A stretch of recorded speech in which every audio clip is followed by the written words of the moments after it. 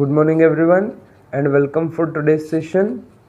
In last session we were discussing about mutual fund, its meaning, how it's work and the scope of mutual fund. Now today we will discuss about various types of mutual fund or various type of mutual fund schemes available for investment. There are plenty of schemes available in market, though it is totally not possible to cover all the type of scheme, while there are many schemes which are combination of two schemes. They are called as hybrid schemes. So on the basis there are mainly two type of mutual fund schemes. Number A, on the basis of execution or operation, and number B, on the basis of income or investment objective. So firstly we will discuss that on the basis of execution, how the fund scheme is executed. On that basis there are two type of scheme. First one is close-ended scheme or close-ended fund. Fund or scheme both are same. In close-ended fund, in close-ended scheme, mainly the date of starting of investment as well as the date of and end of investment is predefined. Further, the total amount to be collected through mutual fund, it is also predetermined. In case when the new issue is offered to people for investment, if the total amount is collected, then the scheme is closed for new investment. Or if the dates complete, even though the total investment is not been collected from market, though if the date the closing date comes, then the fund will be closed for the investment, and then no any further investment can be made in the type of scheme. Then second thing, even once the investment is made, the time period, the tenure for this type of scheme is pre-decided. It means for a particular time period the investor need to keep their money in the scheme, and before the scheme ends the investor cannot be able to execute, cannot be able to withdraw their fund from such a type of scheme.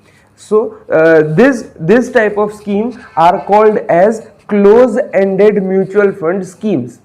In close-ended mutual fund scheme, the date of starting of investment, the date of ending of an investment, the time period for which the fund is the fund or the scheme will be available, that is also mentioned, and the maturity date is also predetermined before the offer is made to public. Further, the total amount to be collected from investor is also predetermined. So everything in close-ended mutual fund is predetermined. Generally, once the investment in such type of fund is made, then before the maturity date an investor are not allowed to withdraw their money. This type of scheme are called as close-ended mutual fund schemes. Majority of schemes are not close-ended mutual fund schemes, as well as the investor majority time do not prefer close-ended mutual fund schemes due to many restrictions in terms of amount of investment, in terms of withdrawal of money, etc.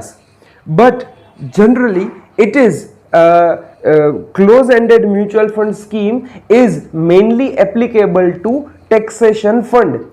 The details about taxation fund will be discussed in later on session.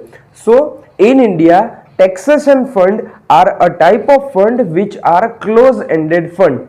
Minimum the time period for investment in such taxation fund are either 3 years or minimum 5 years. Lock-in period, the time period, the minimum time period for which the investment need to be compulsorily made is called as lock-in period. It means before the lock-in period ends, the investors cannot withdraw their money. So in taxation fund, the lock-in period is either 3 years or 5 years. So that is this type of fund are called as close-ended fund. The next type of funds are open-ended fund. Open-ended fund are totally opposite from close-ended fund. In open-ended fund, the starting date of fund is decided, pre-decided. From the starting date, an investor can start investing in such mutual fund scheme. However, there is no closing date of fund. That is, once the scheme started, it will start for the infinite time period. It means an investor can invest in open-ended mutual fund at any point of time. If suppose the scheme starts from today, but the investor do not have money right now, and if he will have money, if he will receive money after say 20 days, then he can invest in mutual fund after 20 days.